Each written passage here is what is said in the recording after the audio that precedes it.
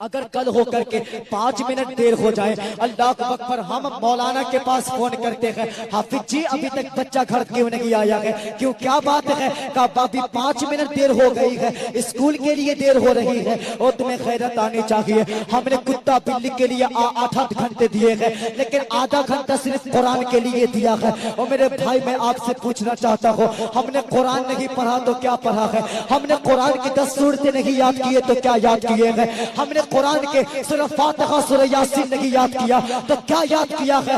آج اگر ہمیں یاد ہے تو کرکٹ کے سارے کھلاڑیوں کے نام یاد ہے، آج اگر ہمیں یاد ہے تو سارے فلمی ایکٹروں کے نام یاد ہے، اگر آج یاد ہے تو سارے گندے گندے گانے یاد ہے، اگر یاد نہیں ہے تو قرآن یاد نہیں ہے، اگر یاد نہیں ہے تو قرآن کے 10 سورتیں یاد نہیں ہے، اگر یاد نہیں ہے تو سورہ فاتحہ یاد نہیں ہے۔ اور جوانوں میں آپ سے کہنا چاہتا ہوں، میں آپ کو خالی بکنے نہیں آیا ہے، لیکن میں آپ سے کہنا چاہتا ہوں ذرا دل پر ہاتھ رکھ کر کے بتانا، جب تم قبر میں جاؤ گے اور مصطفیٰ نے پوچھ دیا کہ بتا قرآن پڑھا تھا کہ نہیں پڑھا تھا، تو کیا جواب دو گے ساقی کوثر کے سامنے؟